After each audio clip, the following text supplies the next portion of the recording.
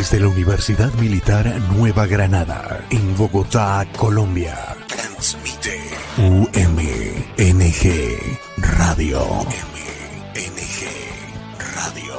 Una emisora alternativa, cultural e independiente. Desde la Universidad Militar Nueva Granada. Esta es UMNG Radio. Tune in and speak up. Hello, English learners. Want to learn something interesting whilst having fun? Welcome to Tune In and Speak Up, the podcast where you'll get to know this beautiful language in depth.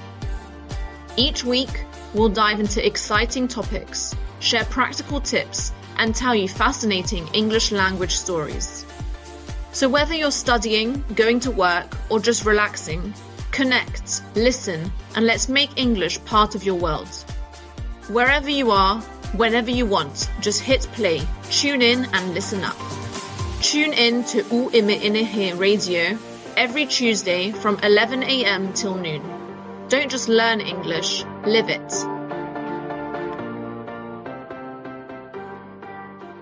Lo que ocurre en la universidad, los acontecimientos y sus protagonistas están en UMNG Radio.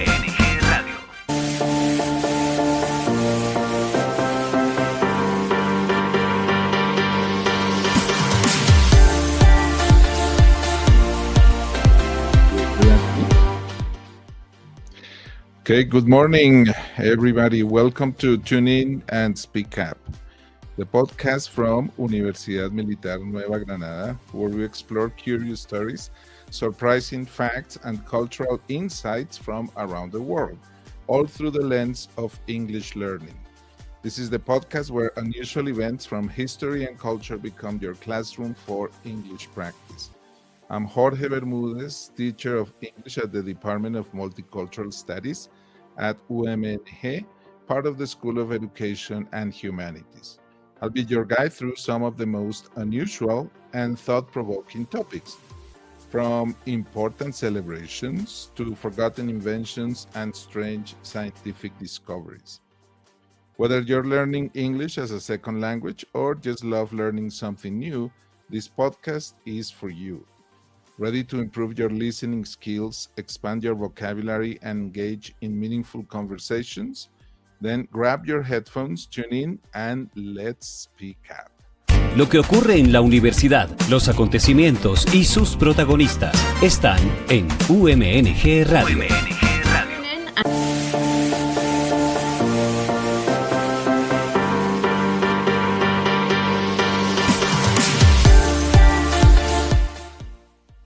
Today in Tune In and Speak Up, Thanksgiving, the origins, the myths, the meaning of the celebration, and why it is important for anyone interested in learning English.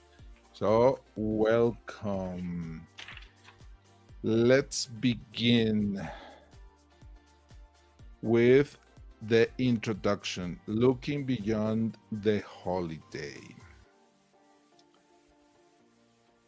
Thanksgiving is one of the most famous holidays in the United States. Many people imagine big family dinners, delicious food, and people saying what they are thankful for. But behind those happy images, there is a much deeper story. For people learning English, knowing how Thanksgiving is important and why is not only about learning words like turkey, pumpkin pie, or harvest. It is also about understanding how history and culture are connected to language. When we learn English, we also learn about the traditions, beliefs, and experiences of the people who speak. Thanksgiving shows many parts of American life. It is about family, generosity, and community. But it also has another side, one that includes conflict and misunderstanding between different groups in history. Learning about both sides help us understand not only the words people use, but also the feelings and discussions that the holiday brings today. Even though most Latin American countries don't celebrate Thanksgiving, the holiday is well known around the world through movies, series, and social media. We often see happy families sitting around a table with a big turkey and beautiful decorations. But are those pictures real? Or do they hide some parts of the story? In this episode, we'll look beyond the traditional images. We'll learn how the celebration started, how it changed over time, and what it really means for many Americans today. You don't need to celebrate Thanksgiving to learn from it. By understanding its story, you can see how history, culture, and language work together. And that's one of the best parts of learning English. Okay, let's talk about the real origins. Leido. No. When people talk about the first Thanksgiving, they often imagine a peaceful meal between the Pilgrims and the Wampanoag people in 1621. In school books and movies, it's usually shown as a simple and friendly scene, people sitting together, smiling, and sharing food. But the real history is more complex, and it reflects the challenges and misunderstandings that came with the meeting of two very different cultures. The Pilgrims were a group of English settlers who left their country in 1620 on a small ship called the Mayflower. They were seeking religious freedom and a new life away from England. After more than 2 months crossing the rough Atlantic Ocean, they finally arrived on the coast of what is now Plymouth in Massachusetts in November, just before winter. The journey was extremely hard. The ship was crowded, food was limited, and storms were constant. Many people became sick during the voyage, and when they landed, they had no houses, little food, and no knowledge of how to survive in the new land. That first winter was devastating. About half of the 102 passengers died from cold, hunger, or disease. By the time spring arrived, the survivors were weak and uncertain about how they would continue. Then something unexpected happened. They met the Wampanoag Nation, the native people who had lived in that region for thousands of years.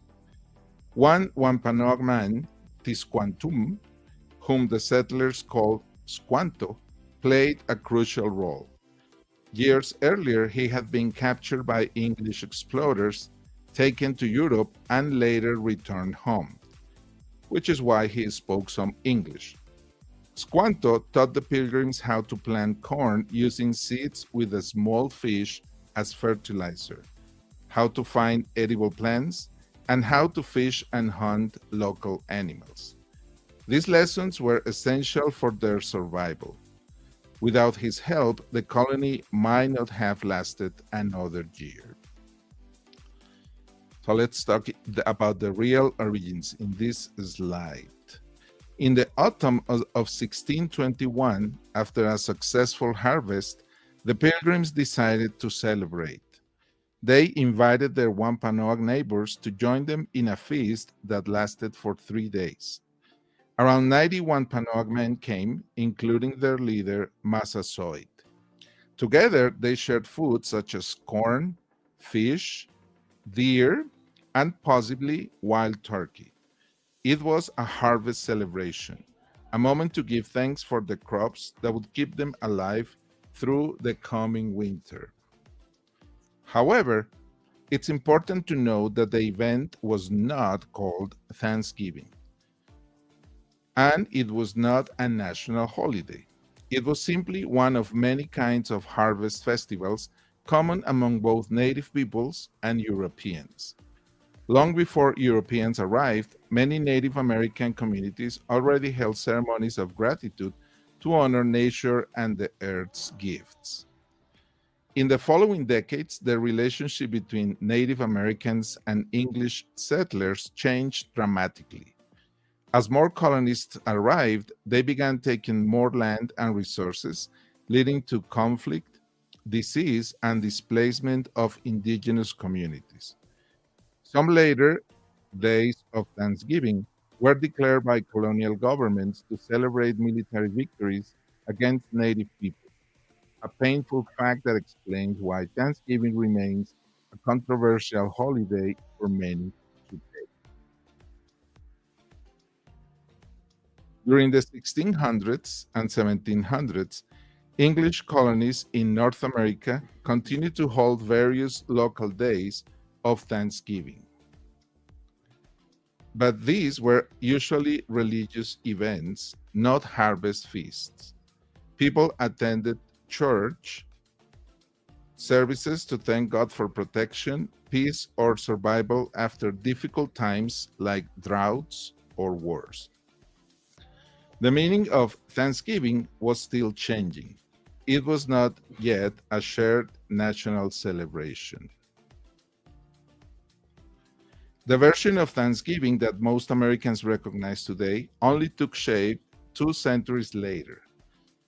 In the 19th century, writers, politicians, and educators began to use the story of the Pilgrims and Native Americans as a symbol of unity and the birth of a nation.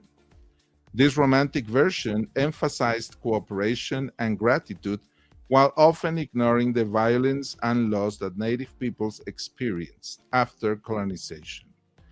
Finally, in 1863, during the American Civil War, President Abraham Lincoln declared a national day of Thanksgiving, encouraging Americans to give thanks and hope even in a time of division.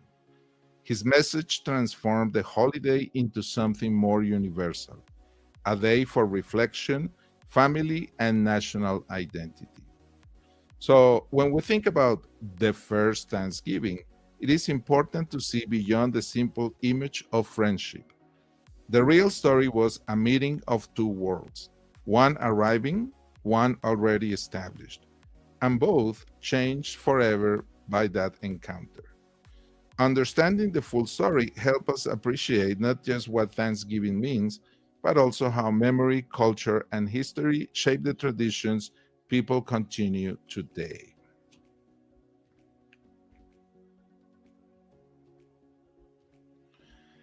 Let's talk about how the tradition evolved. The Thanksgiving that most people celebrate today is very different from the simple harvest meal of 1621. That first gathering between the Pilgrims and the Wampanoag people lasted 3 days and was mainly about giving thanks for survival and food. But the idea of having a national holiday took more than 200 years to develop, and the celebration changed many times along the way. During the 1700s and early 1800s, there was no single Thanksgiving Day. Instead, different American colonies and states had their own local days of Thanksgiving. These were often religious events declared by local governors or church leaders.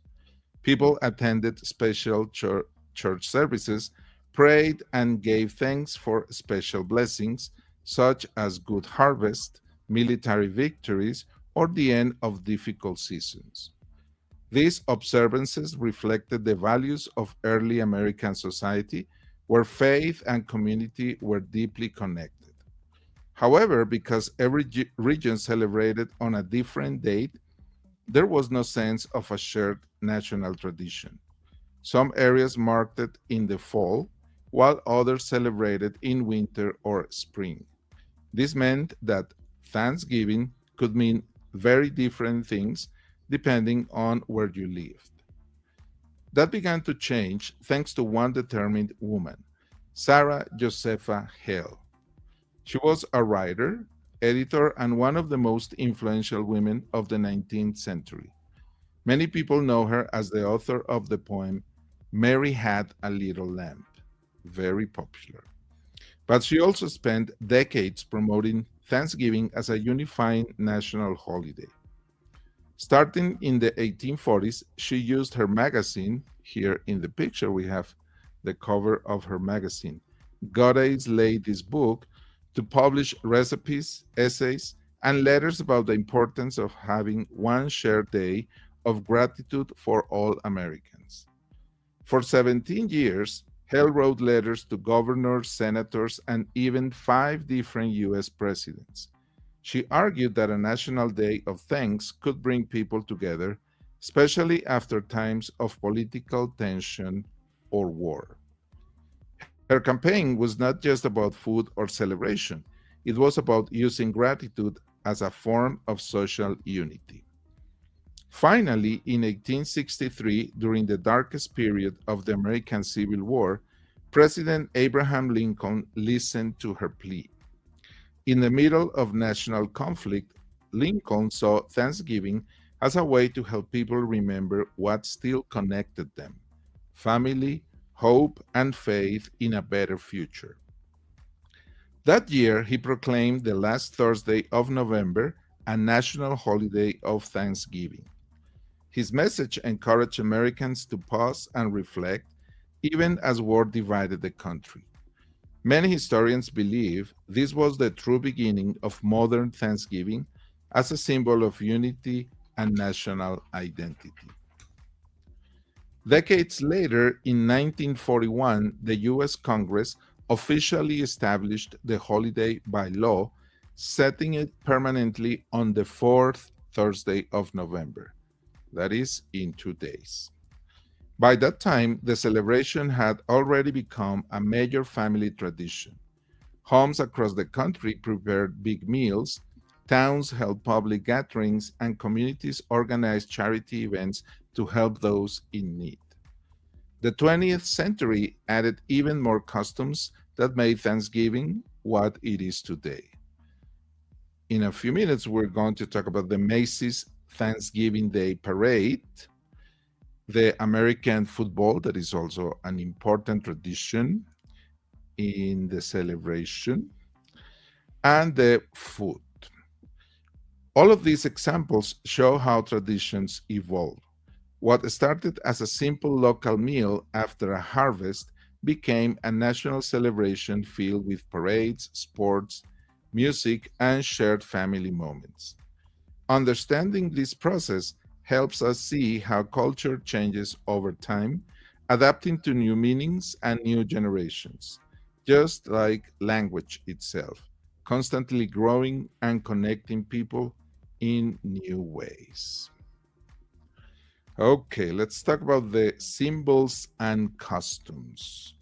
When people think about Thanksgiving, they often imagine a big table filled with food: roast turkey, here in the picture, mashed potatoes, in the picture, gravy, and right there, cranberry sauce, and pumpkin pie. These dishes have become part of the classic image of the holiday. But where do they come from and what do they mean? The turkey became the main symbol of Thanksgiving in the 1800s. Wild turkeys were common in North America and they were large enough to feed many people. Early cookbooks and magazines in the 19th century promoted turkey as the perfect centerpiece for a family feast. Today, Americans eat about 45 million turkeys each Thanksgiving, according to the National Turkey Federation. Stuffing, or dressing as it's called in some regions, right here in the lower right-hand corner, is a mix of bread, vegetables, and spices, baked inside or outside the turkey. It represents comfort food, something that reminds people of home and tradition. Cranberry sauce has its roots in the early use of wild cranberries by native peoples in New England long before Europeans arrived. The fruit was used for food, medicine, and for dyeing clothes. It became part of Thanksgiving meals because it grows naturally in the same region where the pilgrims settled. Pumpkin pie, another symbol of the holiday, connects to the idea of harvest. Pumpkins were an important crop for both Native Americans and settlers. The sweet version we know today, with cinnamon and nutmeg, became popular in the 19th century and is now an essential dessert for many families. Beyond food, Thanksgiving has developed other customs. One of the most famous is the Macy's Thanksgiving Day Parade in New York City, here on the left down corner. It began in 1924, featuring marching bands, large balloons, and floats. It was first organized by immigrant workers who wanted to celebrate both American and European traditions. Today, millions watch it on TV every year. Macy's, don't forget, is a very important store in the city of New York. Another strong tradition is American football. The first Thanksgiving football game took place in 1876. That's a long time ago. And since then, sports have become part of the celebration for many families. Personally, I think it's the most important game of the year, even more important than Super Bowl in January. Volunteering is also an important part of modern Thanksgiving. Many communities organize food drives and free dinners for people in need. For some, giving to others is the real meaning of the holiday. All these customs, from food to music to community, show how Thanksgiving has grown into a mix of history, family, and culture. Even if you don't celebrate it, learning about these symbols helps you understand how Americans express gratitude and togetherness through tradition. Now, something very important is the most American holiday. For many Americans, Thanksgiving is indeed more meaningful than Christmas, though in a different sense. Here's why. Thanksgiving is not religious, and it doesn't come from Europe or any other culture. It was created in North America, shaped by US history. That makes it a kind of national family ritual shared across religions, regions, and backgrounds. It's all about family and homecoming. Thanksgiving is often described as the biggest travel week of the year. Millions of people fly or drive long distances to be with family, sometimes even more so than at Christmas. The focus isn't on gifts or decorations, but on being together and sharing food.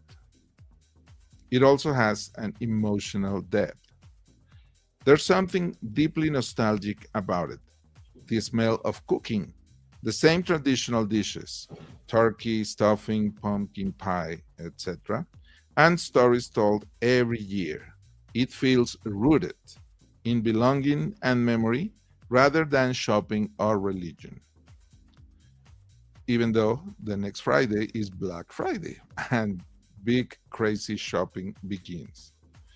Christmas is more commercial. Thanksgiving feels simpler.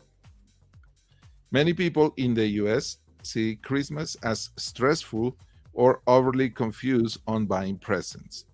Thanksgiving, by contrast, is one big meal and time of work. Fewer expectations, more warmth. That said, Christmas still dominates the economy and culture.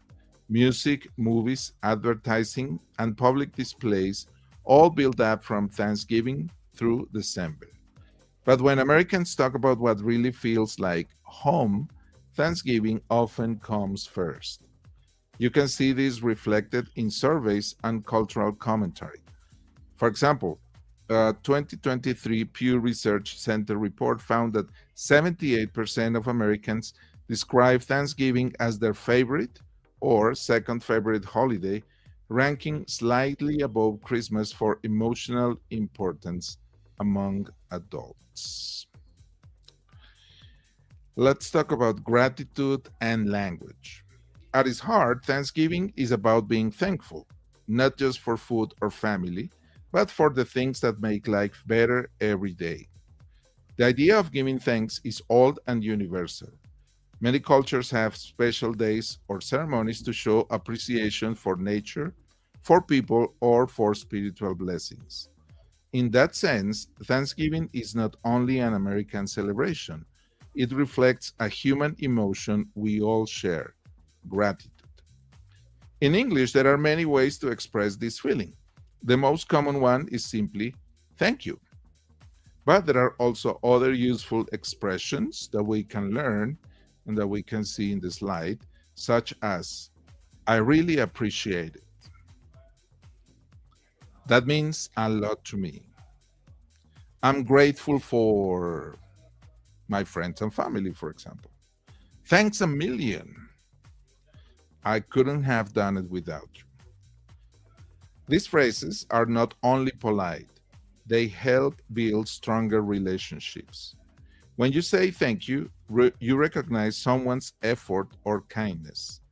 In conversations, small gestures of gratitude can make communication warmer and more natural. During Thanksgiving, many families have the tradition of sharing what they are thankful for before eating. Each person says something they appreciate. For example, health, family, education, or friendship. It's a simple but powerful habit that reminds people to focus on the positive side of life. In recent years, psychologists have studied the impact of gratitude.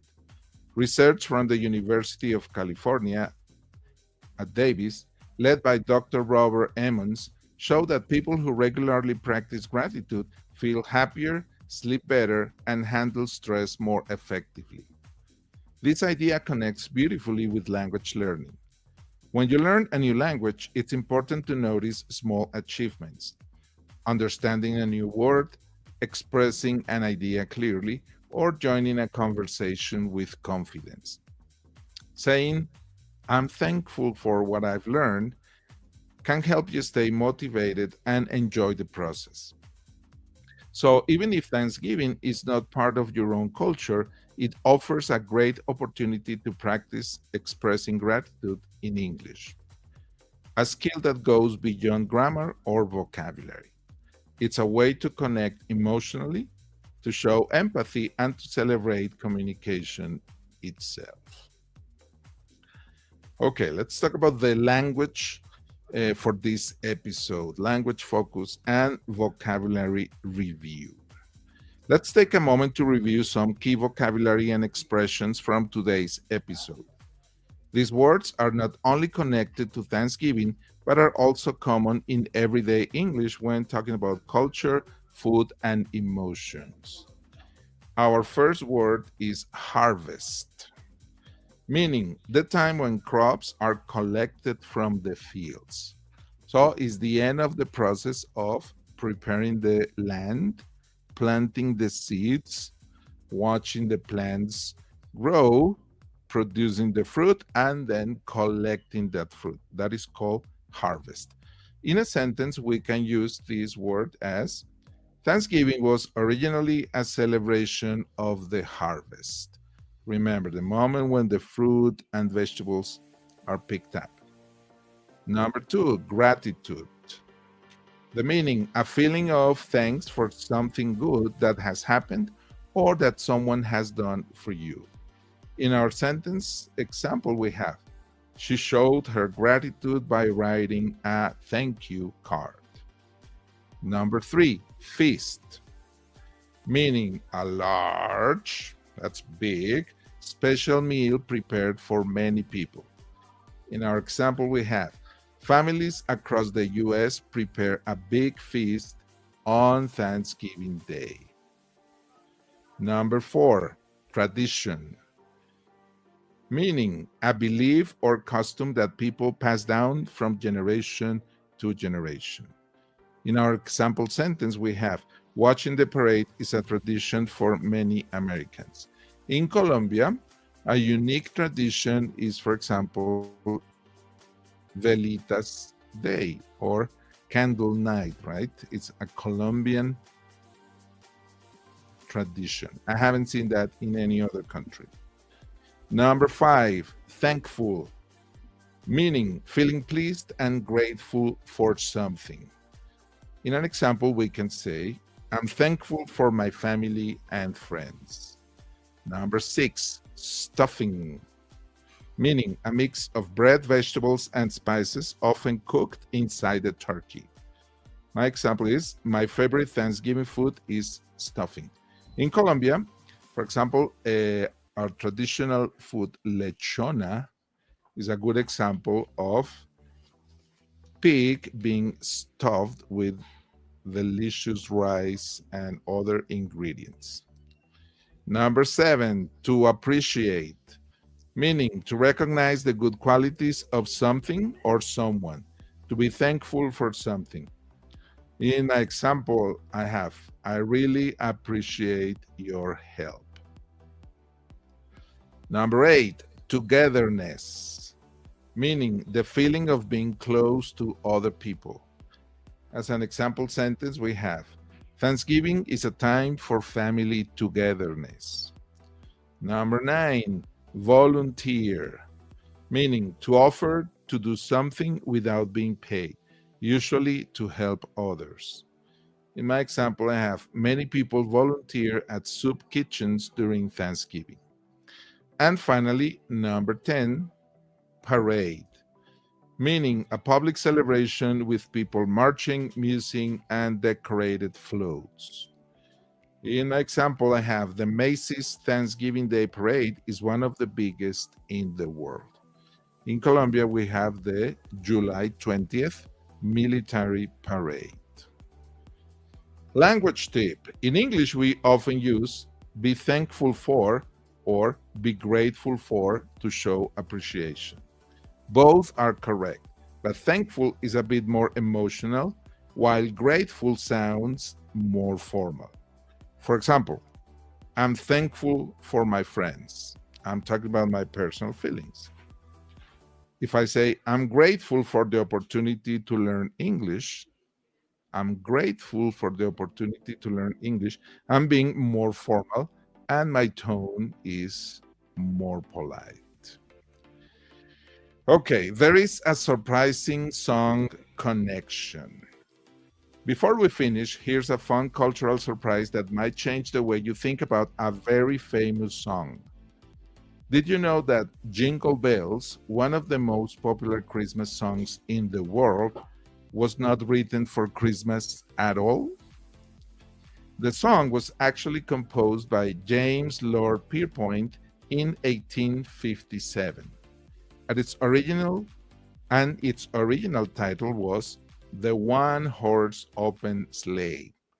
Sleigh is this carriage that is pulled by a horse over the snow. Pierpont wrote it while living in Savannah, Georgia, and it was intended to be performed during a Thanksgiving concert at his church. Imagine people in the 1850s singing about snow and sleigh rides in the southern United States, where it rarely even snows. At the time, sleigh rides were a symbol of fun and winter adventure, not religion or Christmas.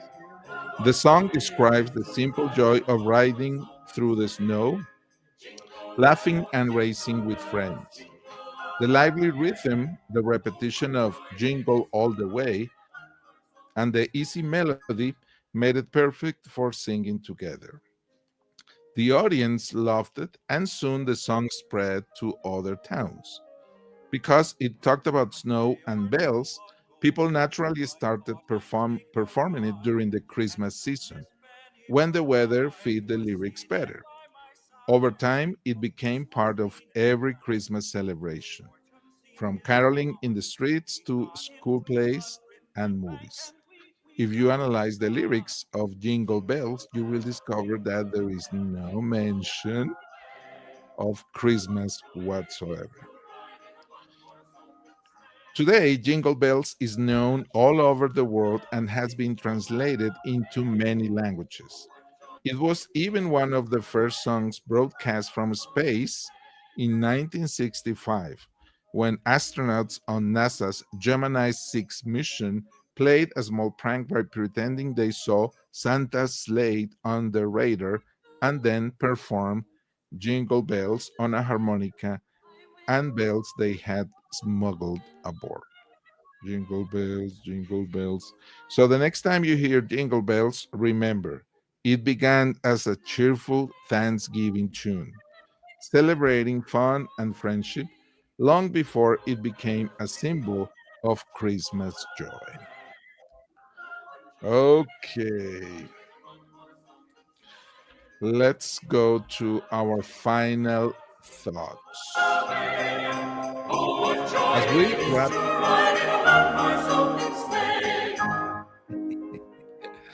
Okay. As we wrap up this Thanksgiving special, let's take a moment to think about what we have learned. We discovered that Thanksgiving is not only about a big meal or parade. It's a story about people, harvest, and the value of gratitude. We learned where traditions like turkey, cranberry sauce, and pumpkin pie come from, and how the celebration has changed through time. We also saw that expressing thanks is something everyone can do, no matter where they live or what they celebrate. Even though Thanksgiving is not part of every country's tradition, learning about it helps us understand more about American culture and about language in action. Every thank you, every shared meal, and every act of kindness connects people across cultures. So, as you finish listening today, take a second to think. What are you thankful for? Maybe it's your family, your education, your health, or simply the chance to learn and grow. Remember, gratitude is not only a word, it's a practice. And practicing gratitude in any language makes communication more human and more meaningful. Thank you so much for joining me today on Tune In and Speak Up, the podcast from Universidad Militar Nueva Granada. I hope you enjoyed our journey through the wonderful Thanksgiving celebration. Don't forget to share it with your classmates, friends, or fellow English learners. This season, we have just one episode left, the Christmas special. So we'll continue exploring unusual but meaningful facts about Thanksgiving that show how language, history, and everyday life are deeply connected. If today's episode helped you learn something new or gave you a new perspective on culture and communication, then our mission is accomplished. If you'd like to share your thoughts, reflections, or feedback, we'd love to hear from you.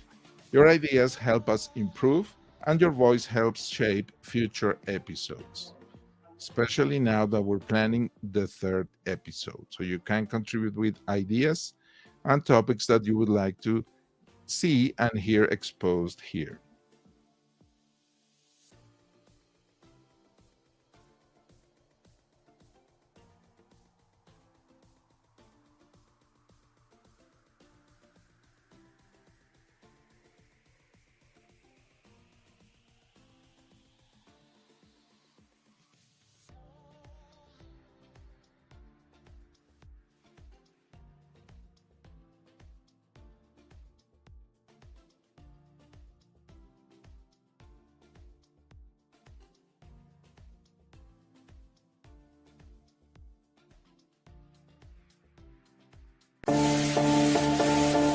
Tune in and speak up.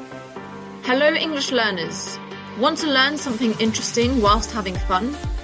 Welcome to Tune In and Speak Up, the podcast where you'll get to know this beautiful language in depth.